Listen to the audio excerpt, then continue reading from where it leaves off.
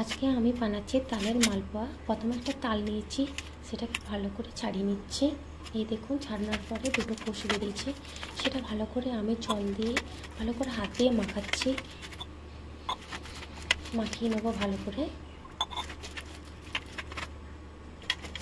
দেখুন কীভাবে আমি বাঁশের একটা ঝুড়ির সাহায্যে মাঠটাকে আমি বের করে নেব। এই দেখুন, একটা পাত্রে আমি ভালো করে মাঠটা বের করে নিয়েছি। এরপরে একটা গ্যাসের মধ্যে আমি ভালো করে এটাকে জাল দিয়ে দেবো।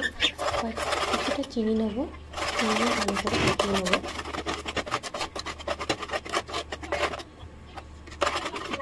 দেখতে পাচ্ছেন আমি একটু ভালো করে নাড়াচ্ছি। নাড়ানোর পরে একটুখানি আমি জল দেবো। এটা আমার মাঠটা খানিকটা মোটা ছিল, সেই জন্য আমি এটাকে ভালো করে জল দিয়ে পাতলা করছি। এর মধ্যে আমি ময়দা আর আমি আটা মিশিয়ে দিয়েছি, একটু সব দিয়েছি, সুজি দিয়েছি, দুধ দিয়েছি। দুধ দিয়ে ভালো করে মোটা মোটা গাঢ় গাঢ় আমি পেস্ট করে নেব।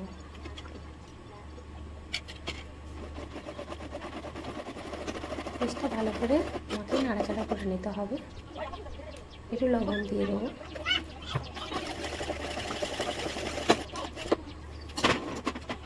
তেলটা গরম হয়ে যাওয়ার পরে একটা একটা করে আমি নামিয়ে নেব।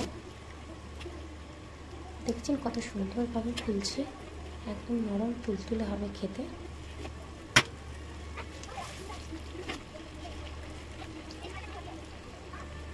আপনারা এইভাবে বানান, খুব ভালো লাগবে।